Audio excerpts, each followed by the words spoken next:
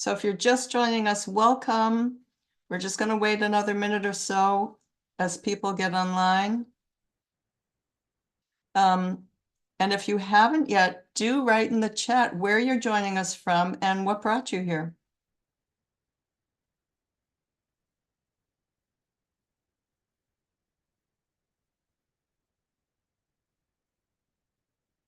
We have people from all over the United States. That's so wonderful. Oh, Priscilla, bravo, bravo, Priscilla. Not paying war taxes in the US. Good for you.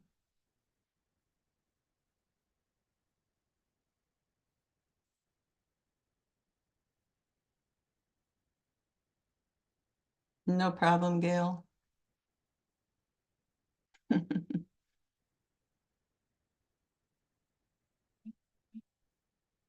Just give us another minute.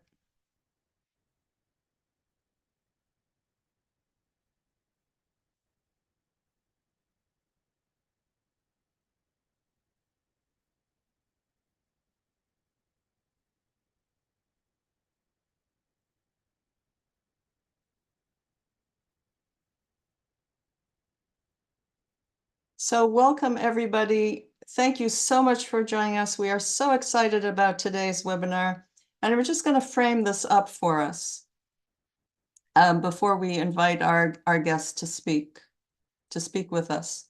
So this webinar is on the Israeli refusers, or what we call conscientious objectors.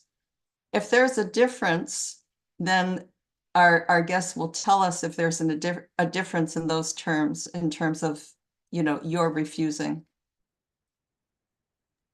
So in Israel, service in the army is mandatory, except for somewhere between some to many religious men. That's changed over the years, but it used to be that religious men did not serve, or they were in a special unit, but now more and more religious people are serving. So men serve for 3 years and women for 2, and then they have to serve in reserve duty until age 40. So as you probably know, Israel is a very militarized society, which means that your identity is very connected to your military service. So the fact that these people have reserved is it's courageous and it's quite remarkable, because this will have implications for them in terms of their acceptance into Israeli society. They'll tell us, but their ability to get a job and how they're treated in Israeli society. So to Anat, Ido, and Shahar, we want to applaud you for your refusal, because we know how remarkable that is.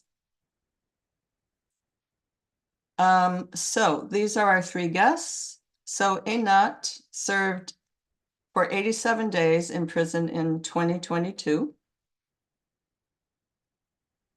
Ido will be going to prison after graduation from high school this year, this summer, I guess.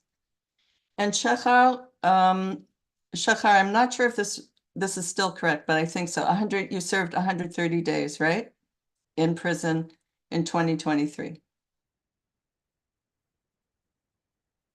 So they belong to a network called Mesarvot, which is the feminine form of the verb to refuse. The masculine is Mesarvim, but they are a network of Israeli youth dedicated to supporting people who refuse to serve in the military. And when I asked Yeheli why they were using the feminine form, he said that they are a feminist organization on top of being an anti-militaristic one. So I just found that very, very impressive. And I have a feeling that Ruth Hiller might be behind some of this. Is that right? Or New Profile? They'll tell What did you ask? What did you ask again? We didn't hear. I had a feeling that Ruth Hiller or New Profile was behind some of this, behind creating Mesarvot and the fact that you're a feminist organization. Oh yeah, New Profile was also supports refusers, and they were involved in the founding of Mesarvot. Yeah, there you go. Yes, right. Okay, so, and then just to let our guests know who we are, so Massachusetts Peace Action has a Gaza campaign in which we are calling for these things. And all of our people on the webinar will know this: permanent ceasefire, release of Israeli hostages, release of Palestinian detainees in prison, a huge influx of humanitarian aid in Gaza, and to reinstate funding for UNRWA. And to our guests, I wanted you to know that who we hosted in the last two months were Meir Baruchin, Ofer Kassif, and Issa Amro, who I'm sure the three of you know. And I'm sure you also know what happened to Issa most recently, that he was attacked. I think he's in the hospital right Yeah, now. yeah, he's still in the hospital in a tough situation. Yeah. Yeah, very tough. Yeah. Okay, so, oh, I wanted, so to our audience, I had short quotes from each of these, which I found very interesting. So from Shahar, our generation was born into this never-ending cycle of violence and loss perpetuated by the army, but this will not be forever. And I felt that I must resist this. From Anat, the act of refusing is my chance to use my privilege as an Israeli Jew in order to actively change our cruel reality. And from Ido, the process of conscientious refusal is not an easy one. You can feel very secluded, so this network, Mesarvot, gives a home to the people who decide to refuse. Yeah? Okay, so that's an overall context of this conversation. And with that, we welcome the three of you to MAPA. Thank you. We're excited to be here. Thank you. Super. So let's see, Grace, I'm going to add you. And let's start. Shahar, are you good to go? You good? Yeah. All right. So let's add, there you are. So Yeah. what way we're going to do this, we would like to ask each of you, hold on a second, to ask each of you 2 or 3 questions to talk about your own experience, and then we'll bring the 3 of you together. Sound good? Yeah. So Shahar, you spent 130 days in a prison in 2023. Can you tell us what led you to refuse, and what was it in your background that led you to refuse? Okay. So, I mean, it wasn't a decision that I made lightly. It took me over a year to actually come to the decision. But also, I mean, it was very, I mean, like the quote you had from Anat about privilege. It's not, um, it's not something everyone can do.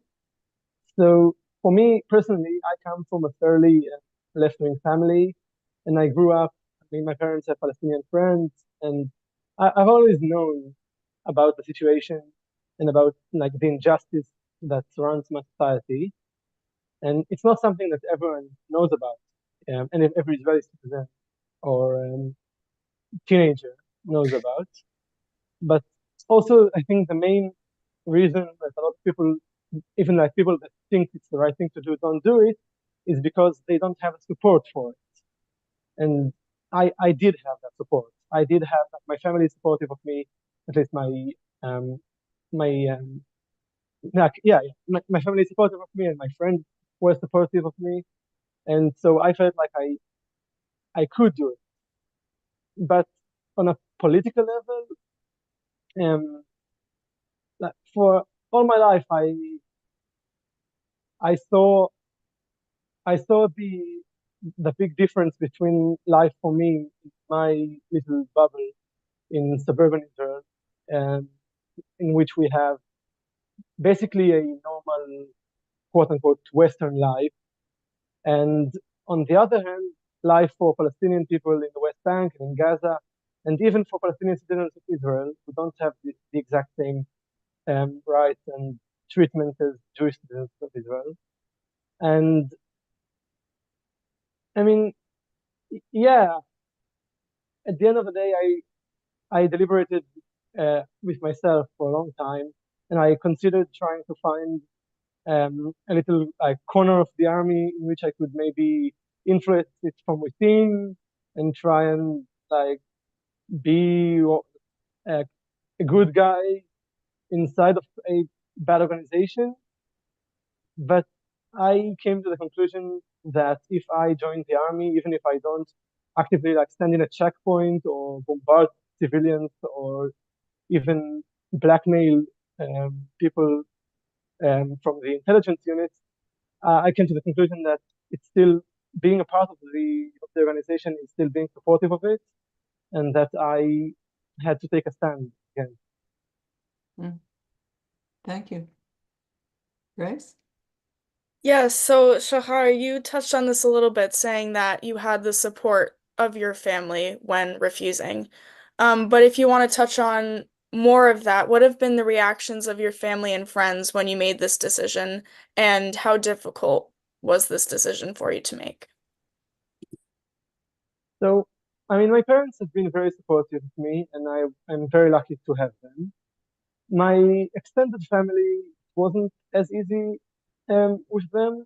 I mean, some of them don't really speak to me to this day. I think a year and a half since I mean, it was August of 2022 when uh, I was first put in prison.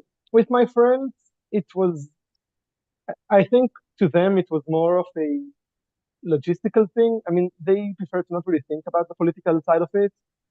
I mean, a lot of them are soldiers right now, not like military soldiers, um, not on the ground, not in Gaza, but still soldiers in uniform. But to them, it was more about me being away for all those months and about the situation within the prison. I mean, they talked with me about that a lot, but not really about the politics of it all. But I guess it's better than being completely isolated. Could you, Shahar, I don't know, there's a bit of lack of, the resolution isn't great. Could you repeat your last two sentences? Yeah, I said that um, my friends were more interested in the how it was inside the prison and the more logistical side of it, um, and try to kind of maybe not think about the political side of it. And my ideology, even though there have been conversations, but that it's better, like for me at least I still have friends, and my friends have not like abandoned me or forsaken me or anything, which is a real like it's not the case for everyone. Mhm. And can you just explain, because you went to school with your friends and you had a different, perhaps different perspective than they did, what is it that enabled you to have that different perspective? I think a lot of it is uprising. Like from a very young age, I was surrounded by Palestinian people. I had gone to demonstrations and protests with my parents my entire life, and I think uh, the vast majority of people's political opinion, I mean, not everyone, but a lot of people just um, kind of inherit it from their surroundings. I mean, it's not like I was fed my political opinions with a spoon, but I do feel like my parents, being open-minded, whatnot, gave me the ability, like the critical thinking skills, perhaps, to examine the situation uh, in a bit like a bit less from the Israeli perspective and more from the human perspective of it. Mhm. And how is it when you said that you were surrounded by Palestinians, because most Israelis have no contact with Palestinians? I mean, yeah. So not like when I say surrounded by Palestinians, I mean more that like I've met them very often because like my parents had Palestinian friends, and it's India. It's not very common among Israelis. It's not like Israelis never meet Palestinians, but usually they meet Palestinians who are citizens of Israel, and not the Palestinians from the West Bank. And then when they do meet the Palestinians from the West Bank, it's usually when they stand at the checkpoint with a gun. So Yeah. it's not a very, like, it's not like they can have dialogue in that circumstance. Okay. So yeah, I did have this different perspective, so to speak. Yeah. Thank you, Grace. Yes. So given how important serving in the IDF is in the context of life in Israel, as Abby touched on in the beginning, how do you envision your future? How has this refusal possibly changed your direction? I think the main issue of it is I need to be careful about what I say to people I haven't met before. Hmm. I mean, sometimes I just say that I was exempted because some people are exempted for medical issues, and sometimes people just move on from it. But it can be challenging. People don't like it. I mean, I've had some tough conversations, and get very um, people in Israel are very emotional about the army. The army is like the cornerstone of Israeli society, and people see it as like as the place where all different parts of society mix, which is not really true because at the end of the day, people from more well-established, like on a social economic level, well-established communities go to better and safer places, like units in the army, and people from a lower socioeconomic class, are usually sent to the more challenging units. But still, it's considered in Israel to be a very foundational part of a person's life. You do primary school, you do junior high, you go to high school, and then you go to the army. After that, you go to university. But I mean, all throughout high school, the only thing, like one of the main topics of conversation in high school among students is what do you think you're going to do in the army, and um, what's that going to be like? And like even still, because I'm still young, so when people meet me and see that I'm not in the army, they usually ask, why are you not in the army? And sometimes if I don't feel like having the whole conversation, I just say that I have the exemption and move on. And sometimes I do tell the truth, and sometimes I end up regretting it. Thank you. So someone is telling us that the reception, it's sometimes difficult to understand what you're saying. It could be the connection.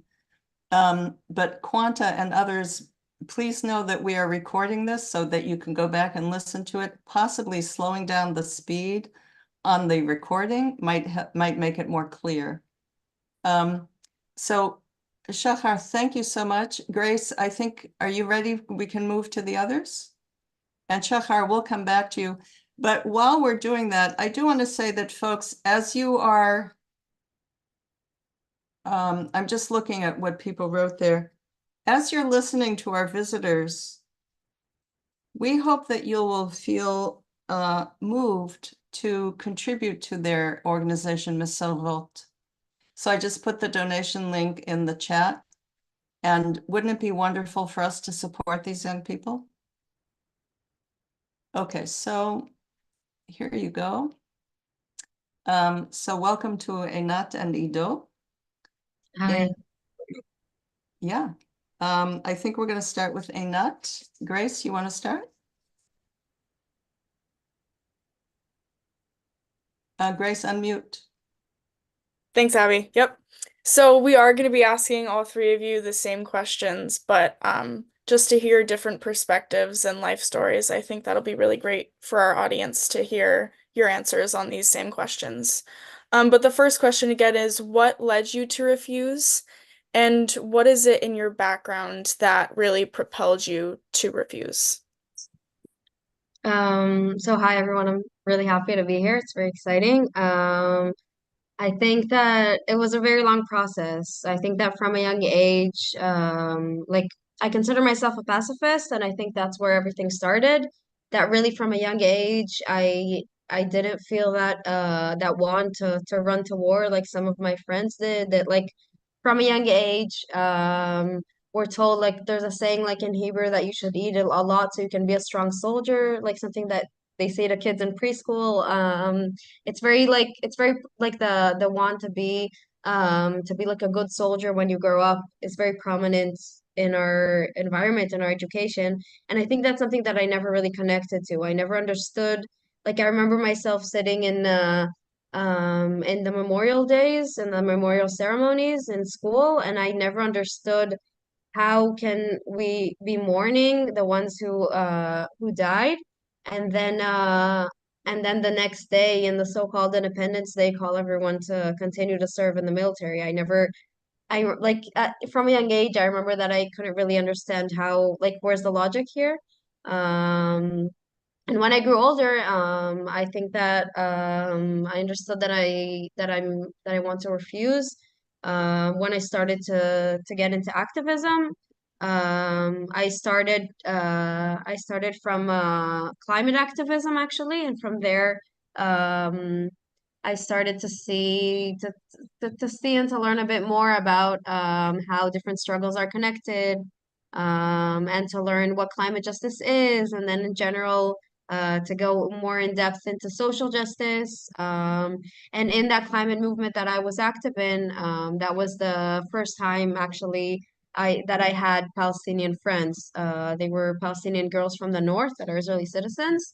Um, and we really had a really good connection, and we were active together around the environmental cause, and it really opened up my eyes to see that through what they told me, that we live in the same place, but in completely different realities. And that was in 12th grade. I didn't have Palestinian friends beforehand. Because living in as an Israeli Jew, you're very isolated inside the Jewish society, and the Palestinian society and the Jewish society are very isolated from each other on purpose. Um, and I started, and then when my enlistment was getting closer, I understood um that I wouldn't be able to live with like to live with the choice of going to the military. And that's how I found Mesarvot Network, that I decided to join and then to refuse with its support. Yeah, so it's a very long process. It's not a decision that happens in one day. Sorry, Abby, I would just love to ask a follow-up. I had kind of a similar journey where I kind of started in climate activism, but through that discovered, social justice campaigns and kind of started my understanding of all the complex issues and structures and systems we have in the world, unfortunately. But I was just wondering what led you to climate activism? What got you into activism in the first place?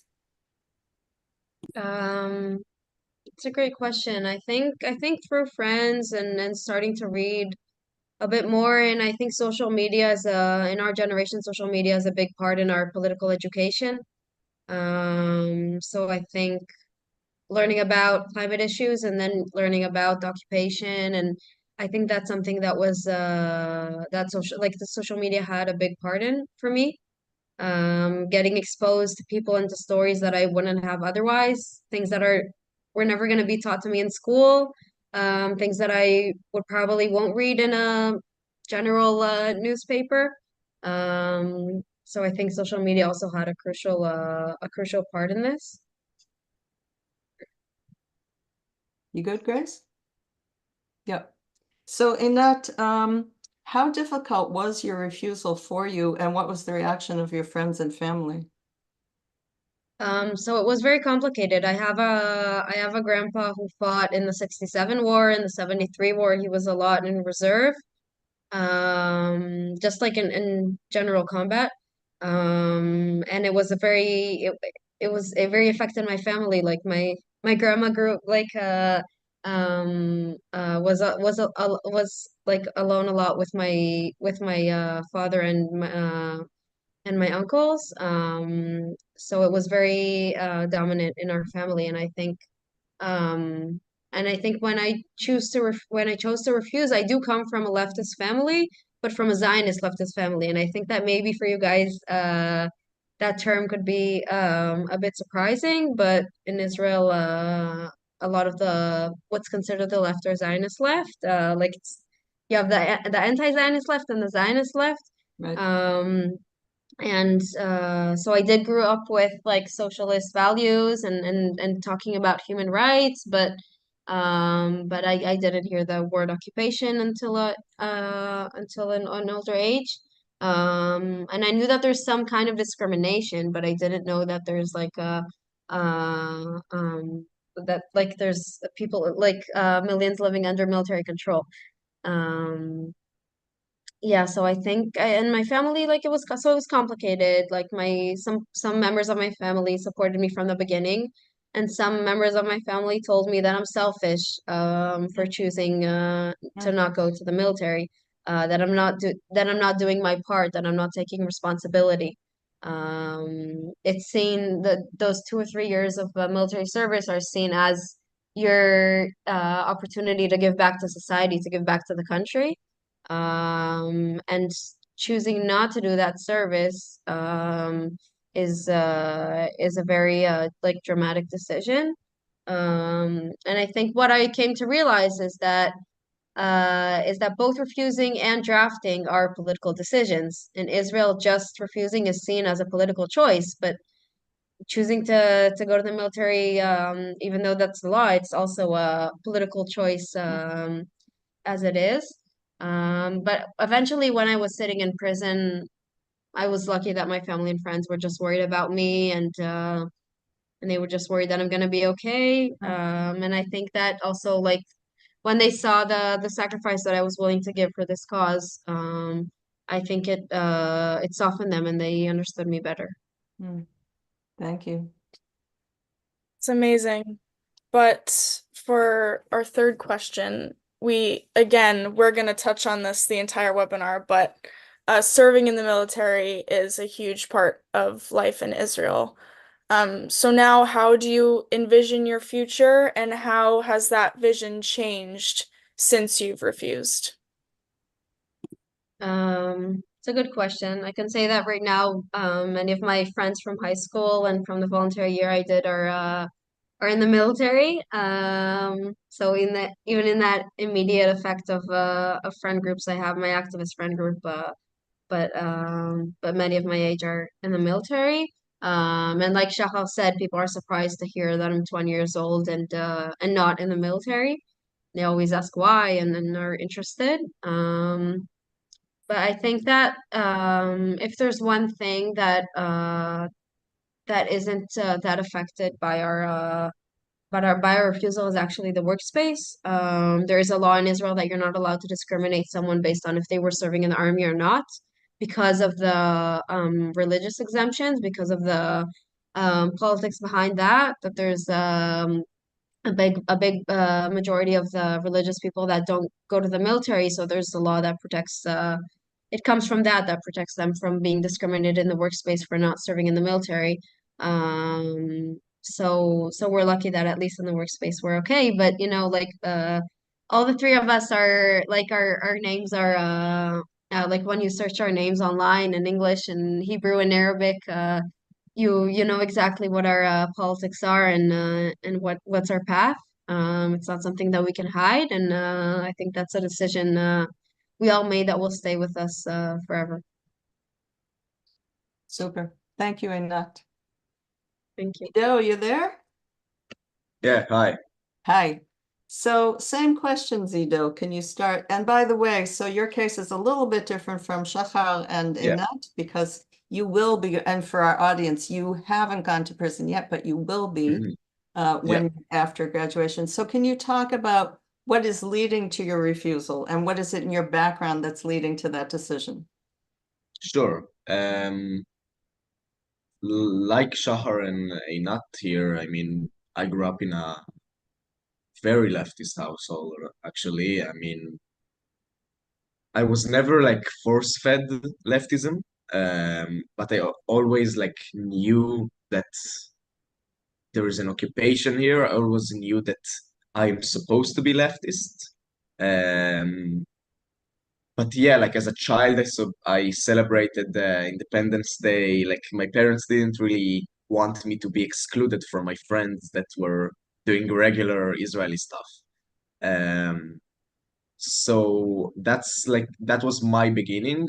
And then around COVID time, so like 2020, 2021, we had big protests here against Netanyahu's corruption.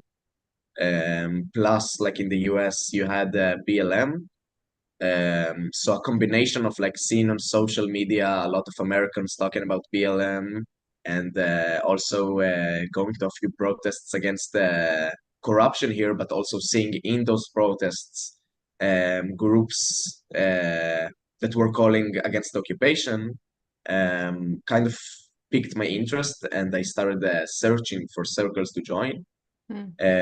So when I was actually 14, almost 15, I joined like the communist youth here, and a bunch of circles around the Communist Party. And then like after a while with those people, and started being actually exposed to what's the occupation and how we are dealing with Palestinians in Gaza. Um, you basically cannot, after you're exposed to that, in my opinion, you have to decide not to join the army, because I cannot see my Palestinian friends and colleagues from the West Bank and tell them that I'm joining the army next year. That's like almost a betrayal, in my opinion. Um, so yeah, I started being active in Mesarvot, I think, um, a bit before these two went to prison, because when I was 16, I went to do my first draft, basically, the first tests and stuff in the army, which is mandatory too. And I basically decided that if I am really committed to activism, and if I already made connections with Palestinians, then I should also refuse and make my decision not to join the army public, basically. Yeah. Fascinating. So interesting that you mentioned Black Lives Matter, because it speaks to the cross-fertilization of the protests across countries. So you notice what's going on in the United States and probably in Europe. And Yeah. of course, we are hoping that now Israelis see, or you and others see, what we're doing here to protest the assault on Gaza and the occupation and all of that. Sure, yeah, I was in New York actually like 2 months ago, and Oh, I joined an Israeli group that was protesting for peace. Yeah, who was that? Israelis for peace, they call themselves. Okay, all right, we need to connect to them. All right, thanks. Grace? Yes. So, you've said kind of your family's background and especially their political background. So what really was their reactions, family and friends' reactions when you told them that you're going to refuse, and how difficult was that process for you? Yeah, my immediate family is pretty much supportive. My father and my mother do not want me to join the IDF, but my mother specifically does not want me to refuse, actually. She very much wants me to get an exemption, or basically try and get out of the army some other way, because she doesn't want me to go to prison. So that's a big, um, yeah, that's a big dispute between us in my immediate family. Um, but in the end of the day, I know they will support me with my refusal. Um, my close friends, I am very lucky to have grown in Tel Aviv, which is not, it's not a city that supports refusal or anything, but most of the people here consider themselves leftists and liberals, and they are a bit more open-minded to ideas like mine. So even though most of my friends are going to join the army actually next year, I have a few friends that have decided not to join the army, and I have basically a whole support group with my friends that tells me that even though they are not acting like I am, they will support me in the fact that I'm refusing, because it's very interesting to see how many Israeli leftists will send their children to the army, even though they recognize the occupation and even though they might even call for a ceasefire right now.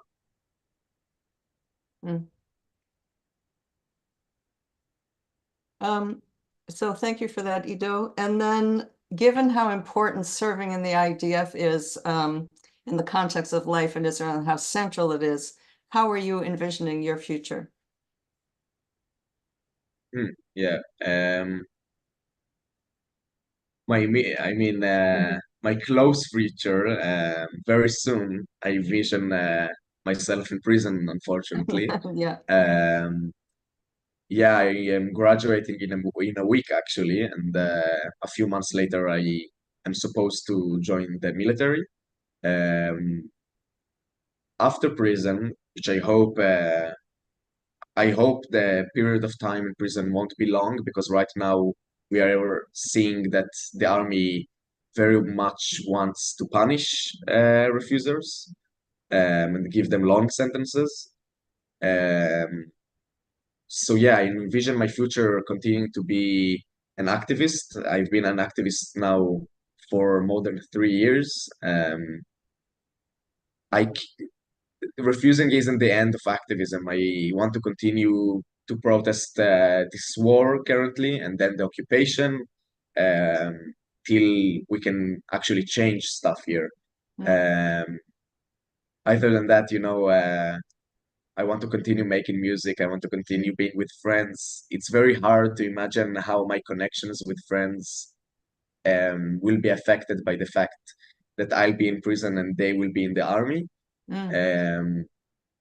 Yeah, it's very difficult to see that, because at the end of the day, the army represents something, and I cannot see myself really hanging out with the soldiers in the street, even though they might be very close friends that I am friends with for years now. Luckily, I do have, through my activism, I made lots of friends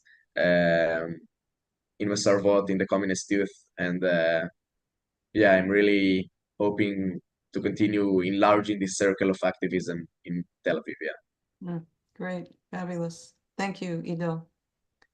Okay, Is it okay? I'd like to add, just if it's okay, that Ido mentioned that the army is punishing now more the people who choose to refuse. So I'd like to mention the three refusals that we're supporting right now. Sophia O, she got an exemption after sitting Got how? after Yeah. sitting 80 days. After 80 sitting days, 80 yeah. days, she got an exemption last week. But Tal Mitnick, the first public war refuser, and he's a good friend of ours. He has been sitting for a long time, since December. He's going in and out of prison. And last week he was sentenced for another 35 days, amounting in 185 days that he's been sitting in prison, 185 days that we don't know when he's going to be released. And so I just like to mention him, and also Ben Arad, that is also publicly refusing and continuing to go in prison. Tomorrow he's probably going to be imprisoned again. So just to mention just to mention them. Sorry, Anat, Ben Avad? Ben Arad. Arad. With an R, yeah. Yeah, with an R. Ben Arad. And so I'm just putting their names in the in chat. Maybe you can tell us, when you said to support them. I mean, we want to ask you what actions we can take anyway, and I think that includes writing letters. I did write to Tal a few months ago. Do you want to tell us now how we can be supporting these three folks? Yeah, of course. So first of all, I sent a link in the group chat where you can find all our social media, and also you can join our newsletter. We send around once a month a newsletter in English, updating what's going on in Mesarvot, how you can support us, sharing our activities. So you're welcome to join the newsletter this week. There's going to be another one that I'm going to send out, and you're going to have an opportunity there to send letters to prison to Ben and Tal in the newsletter. And also we're a very like small independent network. So any sharing our stories online, sharing with your friends, supporting us financially, whatever you see that works for you would be very appreciated. And especially we're happy to spread the word and to have you guys invite us to speak to you. And if there's other events, we're always happy to come and to speak and to hear questions. Yeah. So I'm going to put the donations button again in the chat for people who would like to support Mesarvot, the network, the people who are currently in prison, our 3 guests. You know, it would be great if we could support them financially and all the other ways that Anat just told us. So we have a few more questions, and Shahar, welcome back. We would like you to be part of this conversation. So how did you all experience October 7th, and how was your experience of that different from other Israelis? Shahar, you want to start? And maybe Yeah, okay. I'm not sure about the connection. Maybe just speak a tiny bit slower if you can. Slow, sure. Yeah. So for me personally, um, I mean, the first few days were just a shock. And can you hear me? Yes, Yeah. yes, thank you. All right, all right. I think, yeah, for for everyone in Israel, and I think outside too, um, it wasn't easy. I mean, I know personally one woman who was murdered in October 7th, and a lot of Israelis have personal connections to people who were hurt, displaced or hurt um, during that day. So at the very beginning, it was so the main like it was mainly grief and hurt, but the coming days, then weeks, and then months, it became even harder because I also had grief and hurt for the people of Gaza, and a lot of my fellow Israelis did, and that was isolating, and yeah, a lot of helplessness mainly. It didn't feel like I could do anything. You didn't feel like you could do anything? Is that what you said? Yeah, Uh-huh. Do anything like what? to change the situation. Oh, yeah. Yeah, I mean you're just stuck there. I mean, obviously, I didn't expect to. I mean, none of us really have that much power as people, as individual people. But yeah, I mean, it's definitely not it's not an easy situation to live in, and I'm still much more privileged and lucky than like the vast majority of Palestinians, Mm. obviously. I mean, I'm still physically safe. I mean, I had to go to the rocket shelter every now and then, but I never really was it real hard. You weren't in any harm. Yeah. Mm-hmm. Yeah. Thank you, Shahar. Anat?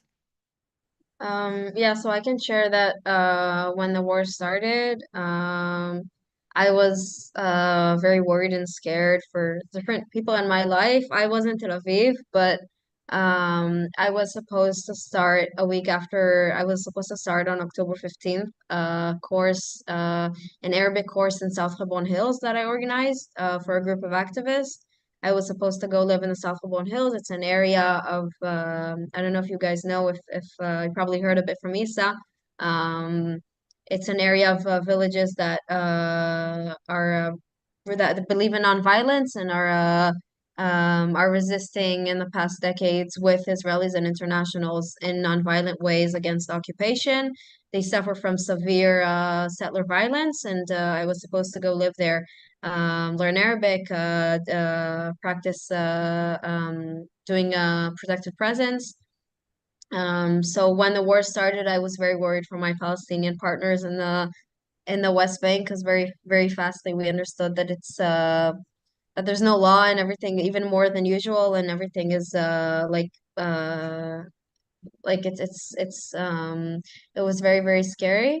There were live shootings, and it was very scary. And I was first of all, I was worried for my grandparents. My grandparents live in a kibbutz next to the 5 kilometers from the Gazan border, and they were the first phone call once I understood that once I heard the sirens.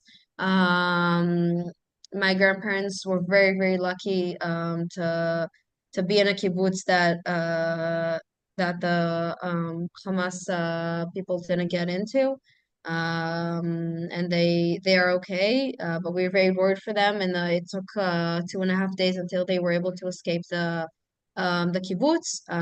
So that was very scary.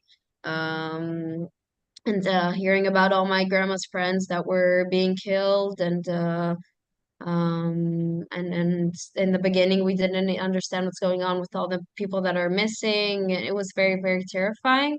And also I was worried for my friends that were in combat, that were invading Gaza.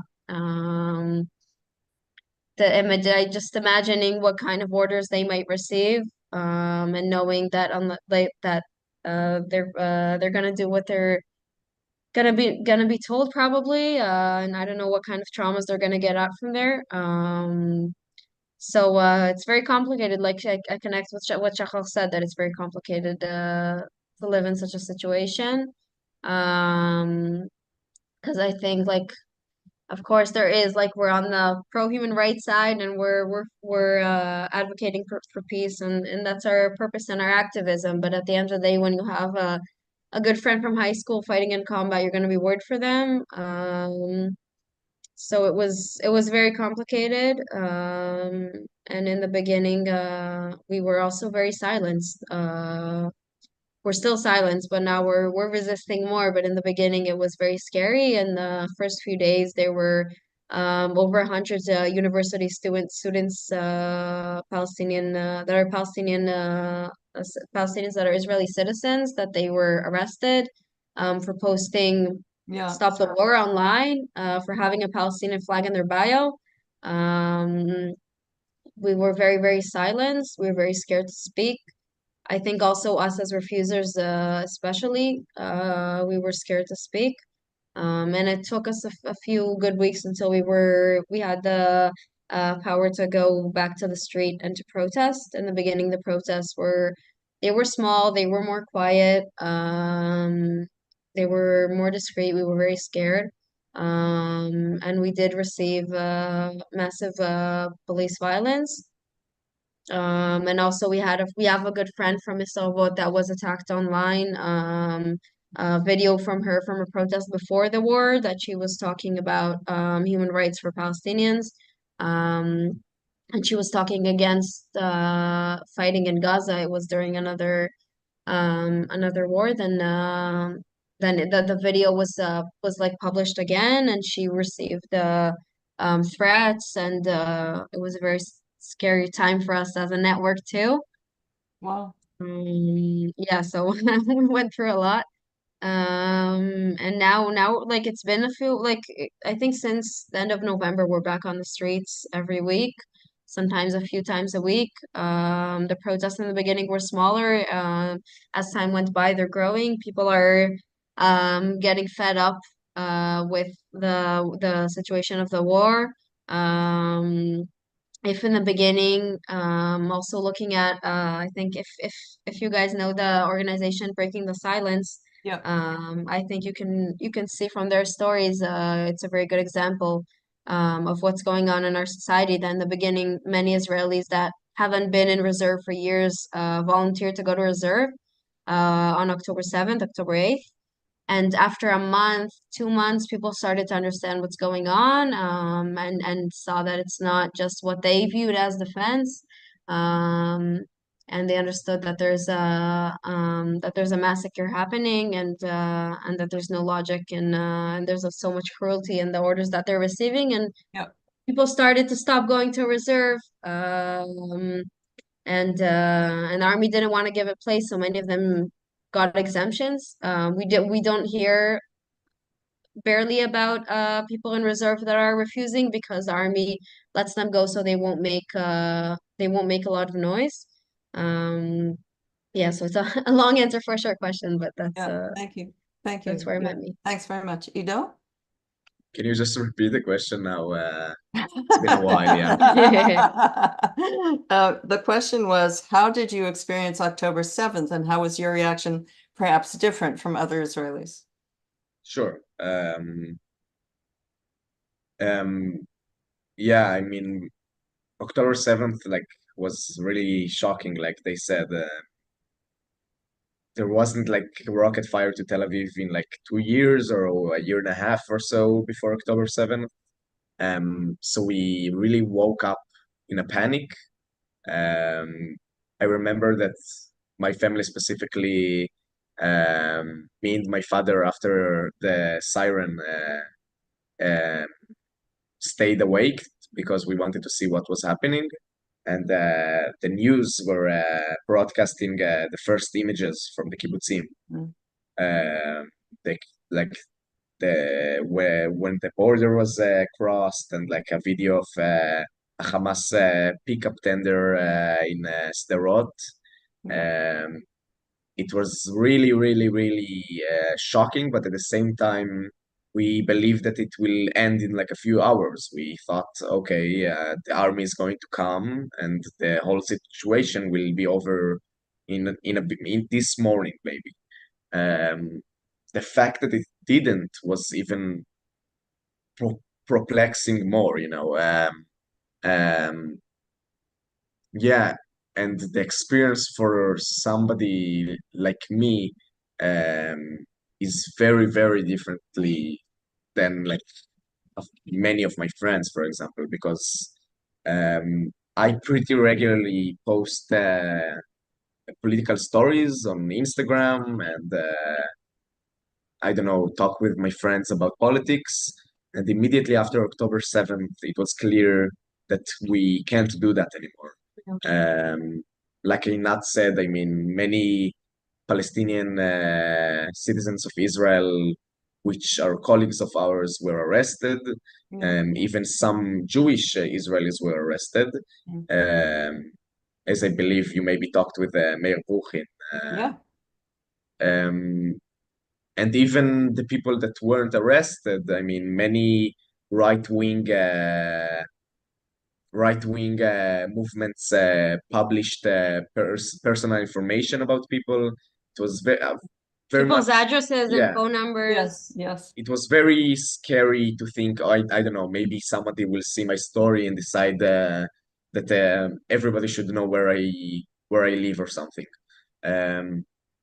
But like Anat said, like after a few weeks, um, we we basically went insane, staying inside and not doing anything. I mean, right before October 7th, every Saturday we were protesting like we are now against the occupation, alongside with the anti-government protests. So suddenly just sitting at home, my school stopped. I mean, I didn't have school for like a whole month. So yeah, it was really just making us go insane. So after a few weeks or so, we started talking with each other again. We started posting online how we felt about the war, and we started the first few protests, which were received pretty pretty badly by Israeli society. I mean, I remember a few times that people came to attack us, came to spit at us, came to yell at us. Police basically did nothing to protect us. A lot of the time, police obviously were the ones arresting us and attacking us. And to explain to friends why I'm protesting a war that at least in October and maybe November, December, Israel still believed the war objective was to release the hostages. So to explain to them why I'm protesting against it was very difficult. I mean, I remember a few heated arguments that I really thought that my connection with some friends might be lost. I mean, just yelling at each other. Just saying the word political agreements was Yeah. very radical. Yeah, basically, Ah. if you said that basically the mainstream Israeli society went super right wing, and many of people that up until a month before October 7th maybe talked about the day after Netanyahu and how we can move on to peace now said that they do not believe in peace, we do not have a partner for peace, really reactionary statements. So yeah, it was very difficult just in general to speak out and also to have discussion with friends because me personally, I can say I had a lot of people in my school that heard that I'm against the war and decided to not talk to me and decided that I am a supporter of Hamas or a Nazi sympathizer, stuff like that. They basically called the peace activists. Thank you so much. And Anat, thanks for that clarification. So a few things. I have a feeling that most of our audience here, or many of you might have been familiar with the webinar we did with the high school teacher, Meir Baruchin, who has been posting images of Palestinians who have been killed, mostly in Gaza, and he was fired from the high school. He was eventually found innocent and rehired, but nonetheless, it was quite a terrible thing that they arrested him and interrogated him and that whole thing. Folks, as you're thinking, Grace, I think we're ready to move to the audience questions. You agree? So as you all are thinking about your questions that you can pose in the chat, I'm just going to I have to fix something in chat over here.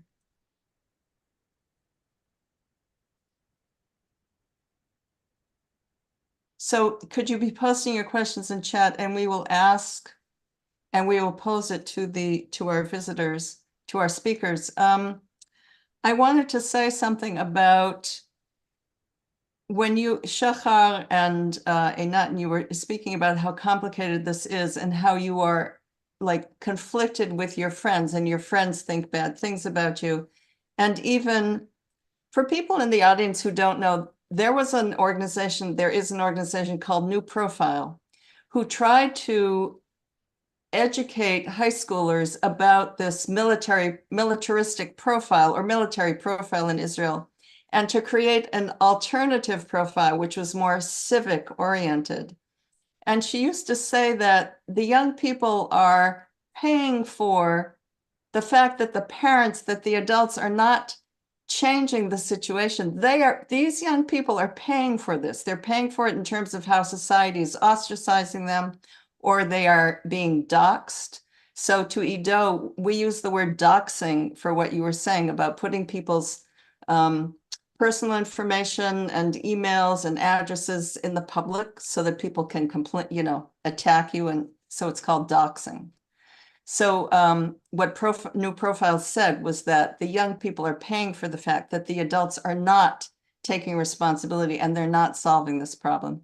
So I just wanted to applaud you all. And to the audience, could you all please express your appreciation for these young people in the chat? Could you write your appreciation to them, please, so that they can see your appreciation for them? Grace, do you see a question there? I see multiple, but I'll start with one off the top. This one is directed towards Anat. Why do you think, I think this was based on a previous statement you made answering one of the questions. Why do you think that the Jewish cultural upbringing is defensive and encourages the militaristic mindset? It's a really good question. I think that because as Jews, as Israeli Jews specifically, we're always like we're really taught to always feel like we're oh, hold on. The victim. We're the victim. I think we're taught from a young age to see our history and to see the world as if we're always the victim. And as if the responsibility is always on the other side. Um, and I think it's a problematic view. I think that we need to take the tough things that we went through as Jewish people in history as a lesson to fight for human rights and to fight for how do you say minorities can sorry to fight for minorities. So I think that that should be the lesson that we need to take from our history, but unfortunately, especially in Israel, that's not the lesson that we're taught that we're always the victim, even when we're the occupier, even when we're on the stronger side. We're always taught to view things as if we're the victim, regardless of what the true reality is. And I think that's very problematic. And I think that's the reason. I really think that that's the reason that we grow up to be so defensive and so militaristic because we're taught that the military is the only thing that can hold us up as Jewish people, and that without a military, there's not going to be they're not going to be Jews. So having that, creating that strong connection in our minds from a young age explains, I think, why it's very rare to hear Israelis criticize the militarism in our society. Shahar, did you have anything you wanted to add to that? Yeah. So I I think something that we maybe didn't quite get into as much as I wanted to is that the like growing up in Israeli society, the amount of like brainwashing in the education system and in the media is really it's really big.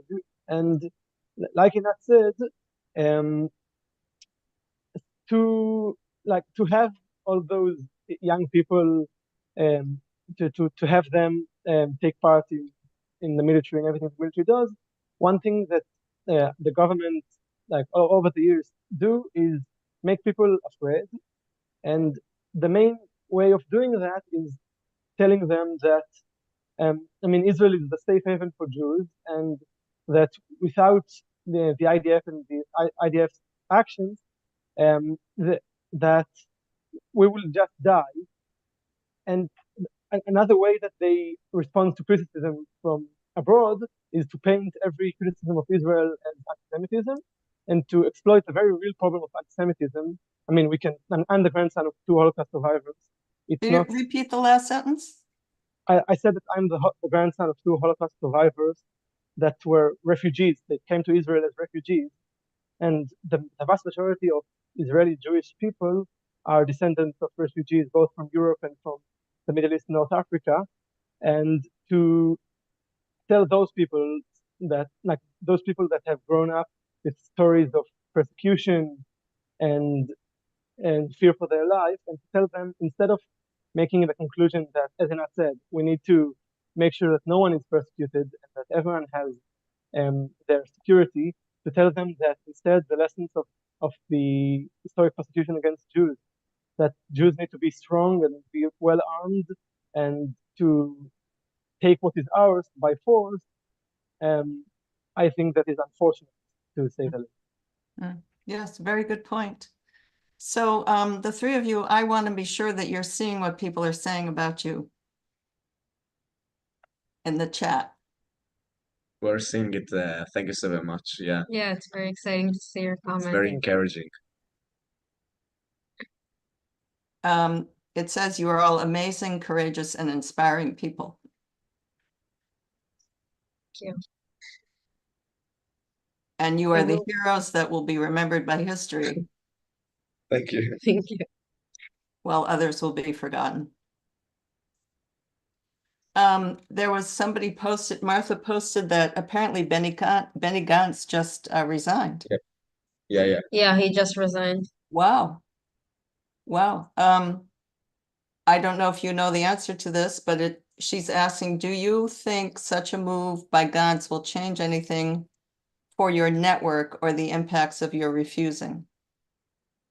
I think that as long as the war is going on and as long as there's an occupation and as long as there isn't justice and equality for the people here, we're going to continue to refuse. I think it's nice that Gantz resigned, but the massacre in Gaza is still continuing, and the hostages are still being held, over 120 hostages. So I think that we still believe that that's the most urgent thing is to fight for a political agreement. If I can add to that, I mean, Gantz had so many opportunities to leave this government, and in the end, instead of leaving it because it stopped the ceasefire and stopped the hostage deal or killed 40,000 people, he decided to leave it mostly because of the enlistment and the militaristic aspect of the enlistment law that they are trying to pass, which will decide the fate of the Orthodox Jews and whether or not they will continue to get exemptions or will join the army. So it's pretty shameful of him to take so long to leave this government, and I do hope that somehow this move Will bring change. will basically destabilize this government. I'm sorry, when you said that he's resigning because of the enlistment law, do you mean to say that he is against the religious Jews? No, he's resigning from the government because he's been fighting since he's in the politics for the enlistment law that obligates all Mhm. people to draft, including Orthodox Jews. And because they're not able to pass this law, then he's resigning from the government because this law is one of the most important things for him as a politician. Thank Yeah. you. I think also, sorry. No, go. Okay, just about Benny Gantz. Benny Gantz is not someone I really put my hopes in. I mean, I remember when he first joined politics, his first campaign ad was boasting about how many Gazan people he was responsible for killing in an original war. And Benny Gantz does not care about human rights, and I hope to see him in the ICC one day. Yes. Yes, we agree with you, Shahar. Grace, do you have one? I do. I have one lined up. Yeah. All three of you can answer this. But do you believe that Netanyahu is prolonging the war for his own purposes?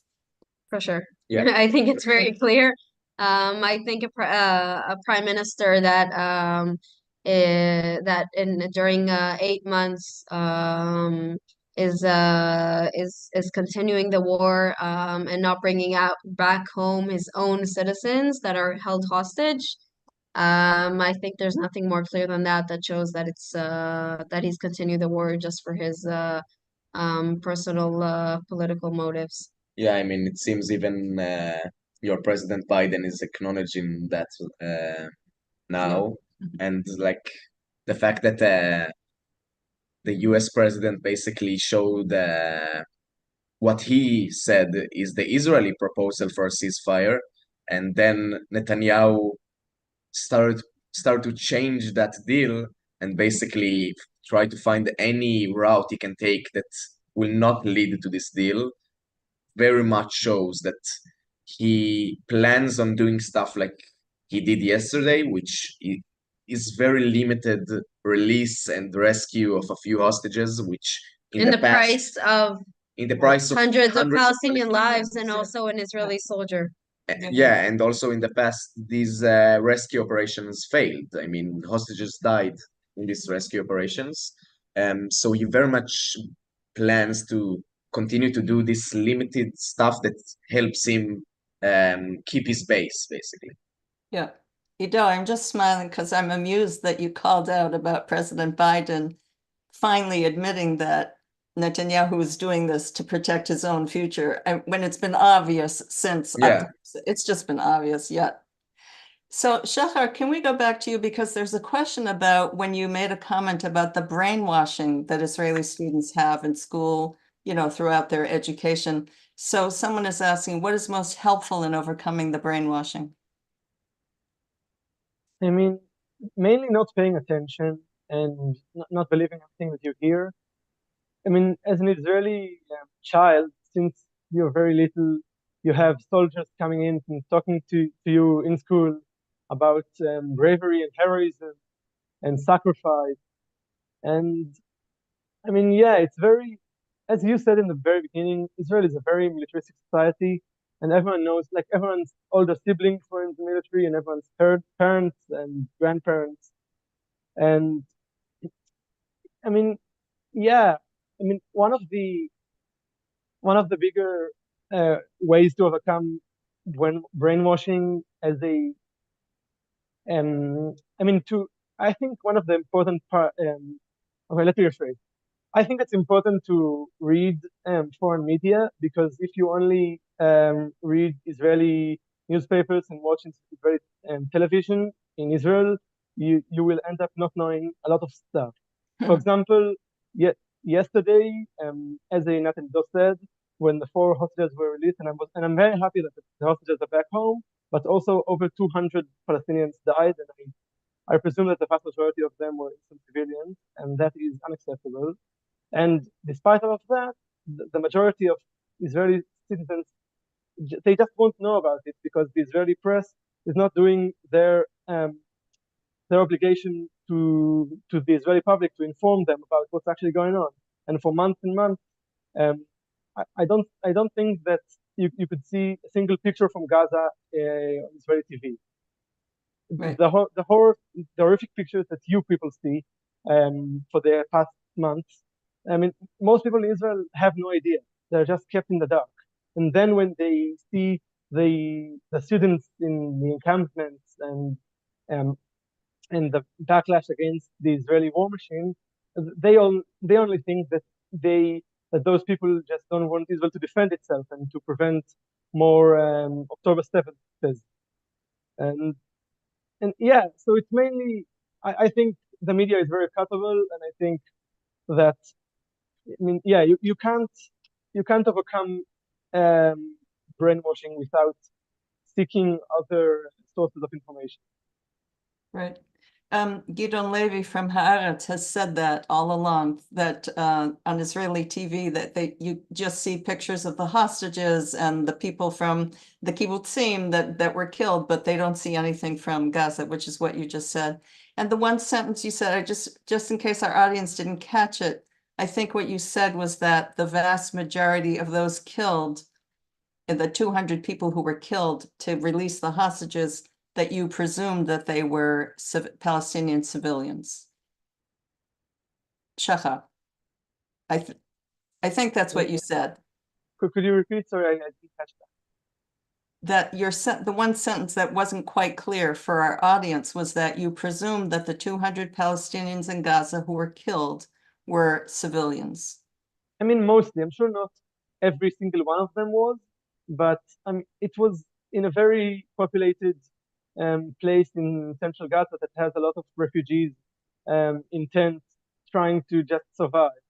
So yeah, I think, I mean, we won't get numbers from the Israeli Right.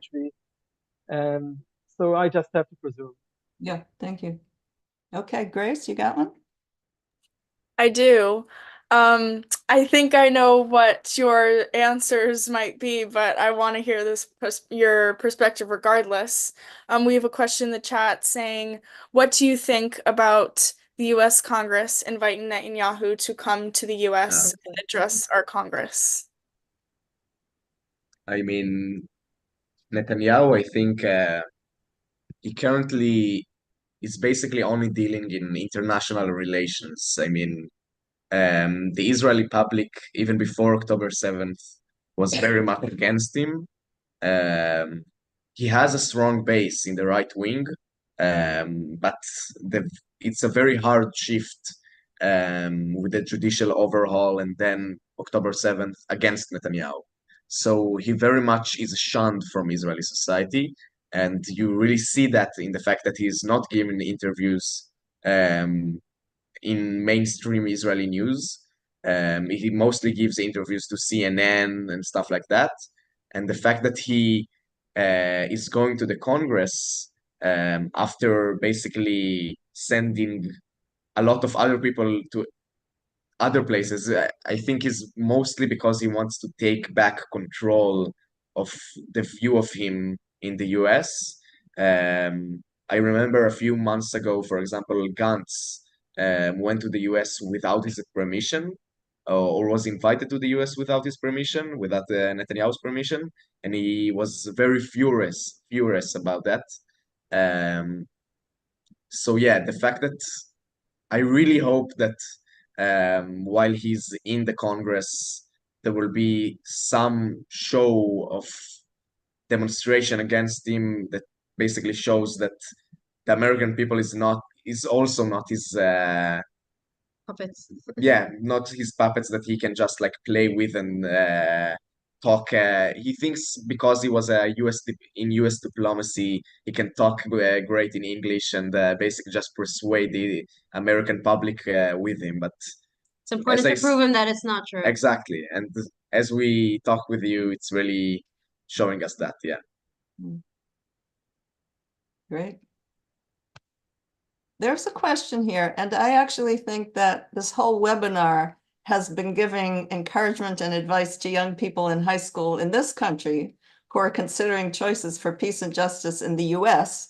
But there's a question about what can you offer? Could you offer a little encouragement and advice beyond what you've already said?